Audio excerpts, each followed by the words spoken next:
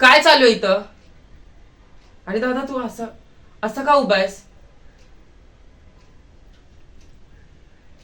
एक गोष्ट नीट ऐकून घ्या, सर्वांना सांगतोय मी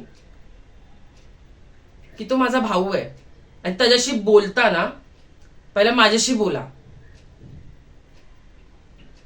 हा तो चुकला असेल, तो पण एक माणूसच आहे ना, की देव आहे?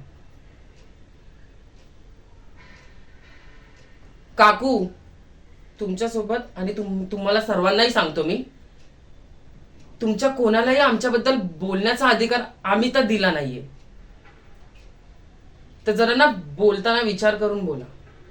जेव्हा सगळेजण त्याच्या विरोधात होते तर तो एकटाच लढत होता. तो पडला, तो उठला सुद्धा. तुमच्या सर्वांसाठी हो माणूस असेल हो तो, पण माझ्यासाठी माझा भाऊ आहे. आणि माझ्या भावाविरोधात जर कोण जाणार ना, तर मी कोणतीही पातळी गाठू शकतो. हे डोक्यात घालून घ्या सर्वांनी.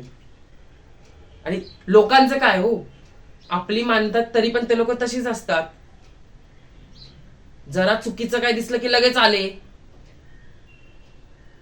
ठीक आहे, माफ करा, प्लीज निघा इथून. आणि तुलाही सांगतो, ह्याच्या पुढे माझ्या भावाच्या वाटेला जायचं नाही, निघ.